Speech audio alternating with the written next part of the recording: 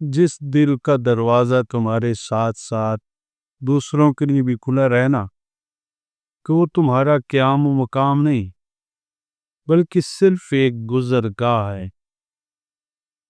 سچ بولو گے تو دنیا بے وقوف سمجھے گی، کیونکہ یہاں جھوٹ بولنا ہنر اور منافقت کامیابی ہے۔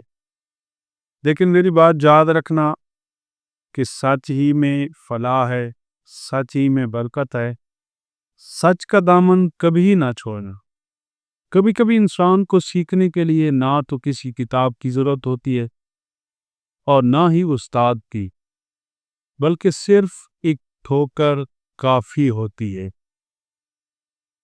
حضرت علی شیر خدا کرم اللہ وجہ کریم فرماتے ہیں، جب بھی تم چاہو کہ تمہاری دعا آج تک پہنچے اور قبول ہو جائے تو پہلے اپنے والدین کے لیے دعا مانگو۔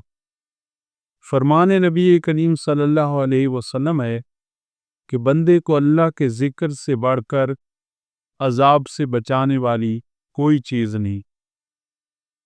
نبی کریم صلی اللہ علیہ وسلم کا فرمان ذیشان ہے کہ جو شخص پابندی سے استغفار کرتا رہے، اللہ تعالیٰ اس کے لیے ہر تنگی سے نکلنے کا راستہ بنا دیتے ہیں۔ نبی کریم علیہ السلام نے ارشاد فرمایا، سب سے پہلے جو چیز انسان کے ترازو و اعمال میں رکھی جائے گی وہ انسان کا وہ خرچ ہوگا جو اس نے اپنے گھر والوں پر کیا ہوگا۔ اگر انسان اپنی انگلیوں کا استعمال اپنی غلطیوں کو گننے کے لیے کرے تو دوسروں پر انگلی اٹھانے کا وقت ہی نہ ملے۔ یا اللہ ہمارے دل کو منافقت سے، عمل کو دکھاوے سے، زبان کو جھوٹ سے اور آنکھوں کو خیانت سے پاک کر دے، اور ہم سب کو اپنا شکر گزار اور عبادت کرنے والا بنا دیجیے، آمین۔ سچ سننے کی ہمت ہر کسی میں نہیں، اسی لیے تو جھوٹ بولنے والے مقبول ہو جاتے ہیں۔ حق اور حقیقت کو تلاش کرنا پڑتا ہے، افواہیں تو گھر بیٹھے آپ تک پہنچ جاتی ہیں۔ زندگی یوں ہی نہیں گزرتی، رویوں میں لچک اور دلوں میں گنجائش رکھنی پڑتی ہے۔ جس غار میں جانے سے تم ڈرتے ہو وہی تو وہ خزانہ بڑا ہے جس کی تمہیں تلاش ہے۔ کسی شخص کا راز بیان کرنا دھوکہ ہے اور اپنا راز کسی کو دینا بے وقوفی ہے۔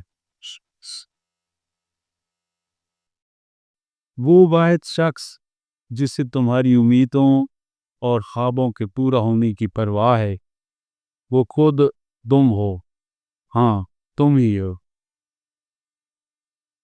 آنسوؤں کا وزن تو نہیں ہوتا، پھر بھی ان کے گر جانے سے دل ہلکا ہو جاتا ہے۔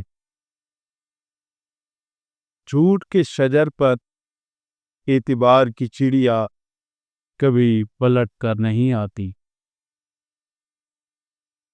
طوفان میں کشتیاں اور بھومانڈ میں ہستیاں اکثر ڈوب جایا کرتی ہیں۔ غرور سے بچے، عاجزی اختیار کریں۔